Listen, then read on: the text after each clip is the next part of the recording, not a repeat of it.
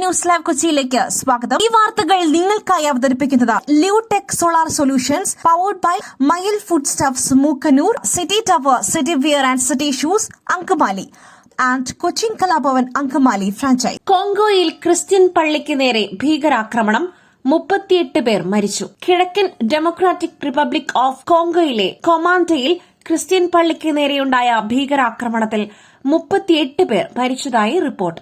Ugandan Islamic വിമതരായ Allied Democratic ഫോഴ്സാണ് ആക്രമണത്തിന് പിന്നിൽ. പള്ളി സമുച്ചയം ആക്രമിച്ച ഇവർ വീടുകളും കടകളും കത്തിക്കുകയും വൻ നാശനഷ്ടങ്ങൾ വരുത്തുകയും ചെയ്തു. പുലർച്ചെ 1 മണിയോടെ നടത്തിയ ആക്രമണത്തിൽ പള്ളിക്കുള്ളിലും പുറത്തും നിരവധി മൃതദേഹങ്ങൾ കണ്ടെത്തി. 20-ലേറെ പേർ വെടിയേറ്റാണ് മരിച്ചത്. വീടുകളെ കേന്ദ്രീകരിച്ച് നടത്തിയ ആക്രമണങ്ങളിൽ പൊള്ളലേറ്റാണ് കൂടുതൽ പേരും മരിച്ചത്. ഒട്ടേറെ പേരെ കാണാനില്ലെന്നും മരണസംഖ്യ ഉയരുവാൻ സാധ്യതയുണ്ടെന്നും ഔദ്യോഗിക വൃത്തങ്ങളെ ഉദ്ധരിച്ച് AP റിപ്പോർട്ട് ചെയ്തു. 1990കളിൽ ഉഗാണ്ടയിൽ രൂപീകരിക്കപ്പെട്ട സംഘടനയാണ് ADF. സ്വന്തം നാട്ടിലെ സൈനിക സമ്മർദ്ദം മൂലം 2002ൽ ഇവർ കോങ്കോയിലേക്ക് തട്ടകം മാറ്റുകയായിരുന്നു. IS പോലുള്ള ഭീകര പ്രസ്ഥാനങ്ങളോട് കൂറ് പ്രഖ്യാപിച്ചിട്ടുള്ള സംഘടന കൂടിയാണിത്. പദ്ധതി സ്ത്രീകൾക്കുള്ളത്. പണം തട്ടിയത് 14,000 പുരുഷന്മാർ, നഷ്ടം 1,640 കോടി. സാമ്പത്തികമായി പിന്നാക്കം നിൽക്കുന്ന സ്ത്രീകൾക്കു വേണ്ടിയുള്ള മഹാരാഷ്ട്ര സർക്കാരിന്റെ ലഡ്കി ബഹിൻ യോജന എന്ന പദ്ധതിയിൽ നിന്നും 14,000-ലധികം പുരുഷന്മാർ ആനുകൂല്യം പറ്റിയതായി റിപ്പോർട്ട്. കഴിഞ്ഞ കൊല്ലം അവതരിപ്പിച്ച പദ്ധതിയിലൂടെ 2.5 ലക്ഷം രൂപയിൽ താഴെ വാർഷിക വരുമാനമുള്ള കുടുംബങ്ങളിലെ 21 വയസ്സിനും 65 വയസ്സിനും ഇടയിൽ പ്രായമുള്ള സ്ത്രീകൾക്ക് പ്രതിമാസം 1,500 രൂപ ധനസഹായമായി നൽകാനായിരുന്നു ലക്ഷ്യമിട്ടിരുന്നത്. 2024ലെ നിയമസഭാ തെരഞ്ഞെടുപ്പിന് മുൻപാണ് BJP നേതൃത്വം നൽകുന്ന മഹായുതി സഖ്യം പദ്ധതി പ്രഖ്യാപിച്ചത്. തെരഞ്ഞെടുപ്പിൽ നേട്ടം കൊയ്യാൻ ഈ പദ്ധതി സഖ്യത്തെ പിന്തുണയ്ക്കുന്ന ഒരു ഘടകമാവുകയും ചെയ്തുവെന്നാണ് വിലയിരുത്തപ്പെടുന്നത്. വനിതാ ശിശു വികസന വകുപ്പ് നടത്തിയ കണക്കെടുപ്പിലാണ് 21.44 കോടി രൂപ 14,298 പുരുഷന്മാർക്ക് പദ്ധതിയിലൂടെ ലഭിച്ചതായി വ്യക്തമായത്. സ്ത്രീകളായ ഗുണഭോക്താക്കളാണെന്ന വ്യാജേന ഓൺലൈൻ രജിസ്ട്രേഷനിലൂടെയാണ് പുരുഷന്മാർ പണം അപഹരിച്ചത്. നടപ്പിലാക്കി 10 മാസത്തിന് ശേഷമാണ് പദ്ധതിയുടെ ദുരുപയോഗം വെളിപ്പെടുന്നത്. ലഡ്കി ബഹിൻ പദ്ധതി പാവപ്പെട്ട സ്ത്രീകളെ സഹായിക്കുന്നതിന് വേണ്ടി നടപ്പിലാക്കിയതാണെന്നും പുരുഷന്മാർ പദ്ധതിയുടെ ഗുണഫലം നേടിയെടുക്കുന്നത് ഒരു തരത്തിലും അനുവദിക്കാനാകില്ലെന്നും തട്ടിപ്പിലൂടെ പണം നേടിയവരിൽ നിന്നും ആ തുക മൊത്തം തിരിച്ചു പിടിക്കുമെന്നും ഉപമുഖ്യമന്ത്രി അജിത് പവാർ അറിയിച്ചു. സഹകരിക്കാത്ത പക്ഷം തുടർ നടപടി സ്വീകരിക്കുമെന്നും അദ്ദേഹം അറിയിച്ചു. ക്ലിനിക്കിൽ കടന്നു കയറി വനിതാ ഡോക്ടറുടെ വായിൽ തുണി തിരുകി പീഡിപ്പിക്കുവാൻ ശ്രമം, യുവാവ് അറസ്റ്റിൽ. ക്ലിനിക്കിൽ അതിക്രമിച്ചു കയറി വനിതാ ഡോക്ടറെ പീഡിപ്പിക്കുവാൻ ശ്രമിച്ച യുവാവിനെ അറസ്റ്റ് ചെയ്തു. പത്തനാപുരത്താണ് സംഭവം. കാരമൂട് സ്വദേശി സൽദാനെ പോലീസ് അറസ്റ്റ് ചെയ്തു. ഡോക്ടറുടെ വായിൽ തുണി തിരുക്കിയ ശേഷം പീഡിപ്പിക്കുവാൻ ശ്രമിക്കുകയായിരുന്നു. ഇയാളിൽ നിന്നും കുതറിമാറിയ ഡോക്ടർ നാട്ടുകാരെ വിളിച്ചുകൂട്ടിയാണ് രക്ഷപ്പെട്ടത്. ശനിയാഴ്ച വൈകിട്ട് 7 മണിയോടെയായിരുന്നു സംഭവം. ക്ലിനിക്കിൽ മറ്റ് ജീവനക്കാരില്ലാത്ത സമയം നോക്കിയാണ് പ്രതി അതിക്രമിച്ചു കയറിയത്. കടന്നു പിടിച്ചപ്പോൾ ഡോക്ടർ ബഹളം വയ്ക്കുവാൻ ശ്രമിച്ചു. ഉടനെ പ്രതി വായിൽ തുണി തിരുക്കുകയായിരുന്നു. കുതിരിമാരെ രക്ഷപ്പെട്ട ഡോക്ടർ ആളുകളെ വിളിച്ചുകൂട്ടിയതോടെ പ്രതി ഓടി രക്ഷപ്പെട്ടു. തുടർന്ന് ഡോക്ടറുടെ പരാതിയിൽ കേസെടുത്ത പോലീസ് പ്രതിയെ പിടികൂടുകയായിരുന്നു. അഭിഷേകുമായി വേർപിരിയുവാൻ കാരണം ബാഹ്യ സമ്മർദ്ദം. സഞ്ജയിയെ വിവാഹം ചെയ്തതോടെ ട്രോഫി വൈഫായി. അഭിഷേക് ബച്ചനും കരീഷ്മ കപൂറും തമ്മിലുള്ള പ്രണയം ഒരു കാലത്ത് ബോളിവുഡിൽ ചർച്ചാ വിഷയമായിരുന്നു. വിവാഹത്തിന് തൊട്ടടുത്ത് വരെ എത്തിയ ആ പ്രണയം തകർന്നത് ആരാധകരെ പോലും അമ്പരപ്പിച്ചിരുന്നു. പിന്നീട് 2003ൽ കരീഷ്മ ബിസിനസ്സുകാരൻ സഞ്ജയ് കപൂറിനെ വിവാഹം ചെയ്തു. 2007ൽ അഭിഷേകിന്റെ ജീവിത സഖിയായി ഐശ്വര്യ റോയും എത്തി. ഇപ്പോഴിതാ സംവിധായകനും നിർമ്മാതാവുമായ സുനിൽ ദർശൻ ഇരുവരുടെയും ബന്ധം തകരുവാനുള്ള കാരണത്തെക്കുറിച്ച് തുറന്നു സംസാരിക്കുകയാണ്. ഇരുവരും തമ്മിൽ കടുത്ത പ്രണയത്തിലായിരുന്നുവെന്നും ആ കെമിസ്ട്രി ഹാ മേനെ ഭി പ്യാർ കിയ എന്ന ചിത്രത്തിൽ നിങ്ങൾക്ക് കാണാനാകുമെന്നും അദ്ദേഹം പറഞ്ഞു. ബാഹ്യ സമ്മർദ്ദങ്ങളാണ് ഇരുവരും തമ്മിൽ വഴിപിരിയുവാൻ കാരണമെന്നും സുനിൽ ദർശൻ പറയുന്നു. പുട്ടു രുചികരമാവണമെങ്കിൽ മയിലിന്റെ പുട്ടുപൊടി തന്നെ വേണം. അതിന് ചെമ്പാപ്പുട്ടാണെങ്കിലും അങ്ങനെ തന്നെ. മയിൽ റൈസ് ആൻഡ് ഫുഡ് പ്രൊഡക്ട്സ്, ശ്രേഷ്ഠം സമ്പുഷ്ടം.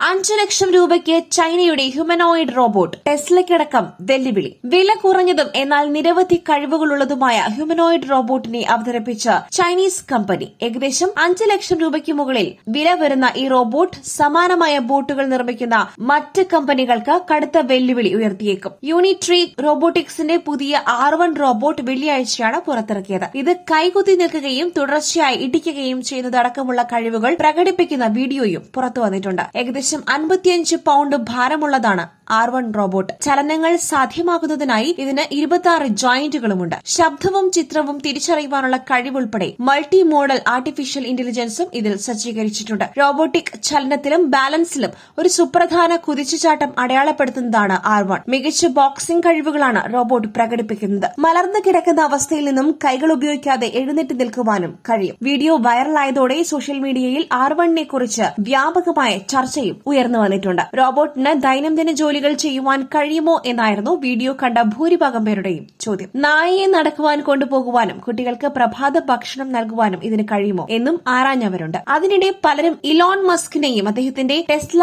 ഒപ്റ്റിമസ് കമ്പനിയെയും ടാഗ് ചെയ്തു. ജോലികൾ ചെയ്യാൻ കഴിവുള്ള 2 കാലിൽ നിൽക്കുന്ന ഹ്യൂമനോയിഡുകളെയാണ് ഈ കമ്പനിയും വികസിപ്പിക്കുന്നത്. നിങ്ങൾ ഇപ്പോഴും മത്സര രംഗത്തുണ്ടോ? അടുത്ത വർഷം ഇവർ റോബോട്ടിനെ വിപണിയിലിറക്കുമ്പോൾ നിങ്ങൾ ഇനിയും കുറച്ചു വർഷങ്ങൾ കൂടി ലാബിൽ തുടരുമെന്ന് കരുതുന്നുവെന്നും ചിലർ പറഞ്ഞു.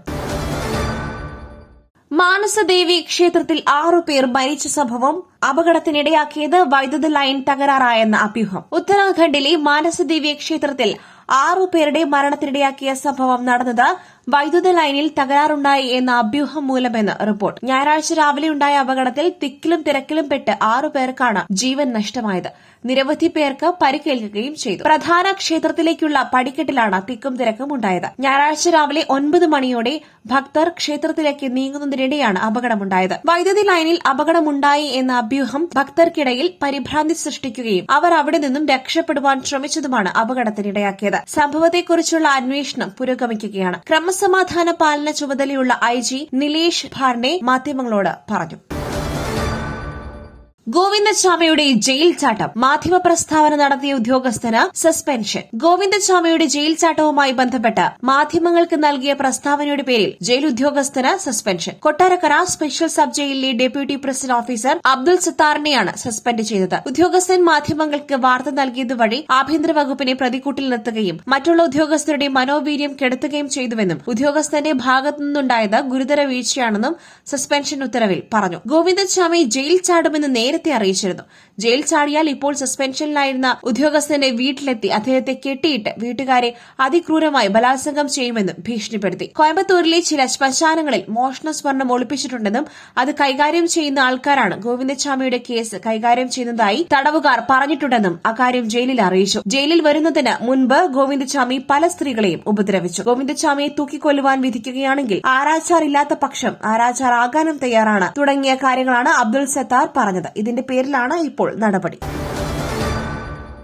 ജർമ്മനിയിൽ ചരിത്രം കുറിച്ച് ഇന്ത്യയുടെ അങ്കിത ധ്യാനി. ലോക യൂണിവേഴ്സിറ്റി അത്ലറ്റിക് മീറ്റിൽ ചരിത്രം കുറിച്ച് ഇന്ത്യയുടെ അങ്കിത ധ്യാനി വനിതകളുടെ 3000 മീറ്റർ സ്റ്റീപ്പിൾ ചേസിൽ വെള്ളി മെഡൽ നേടിയിരിക്കുകയാണ് 23-കാരിയായ അങ്കിത. യൂണിവേഴ്സിറ്റി മീറ്റിൽ സ്റ്റീപ്പിൾ ചേസിൽ ഇന്ത്യ നേടുന്ന ആദ്യ മെഡലാണിത്. 4ാം സ്ഥാനത്തായിരുന്ന അങ്കിത അവസാന ലാപ്പിൽ കുതിച്ച് 9:31.99 സെക്കൻഡിൽ ഫിനിഷ് ചെയ്താണ് വെള്ളി നേടിയത്. ഇതിന് പുറമെ മീറ്റിൽ 2 മെഡൽ കൂടി നേടിയിരിക്കുകയാണ് ഇന്ത്യ. വനിതകളുടെ 20 കിലോമീറ്റർ നടത്തം ടീമിനത്തിൽ ഇന്ത്യ വെങ്കലവും പുരുഷന്മാരുടെ 4x100 മീറ്റർ റിലേ ടീം വെങ്കല മെഡലും സ്വന്തമാക്കി.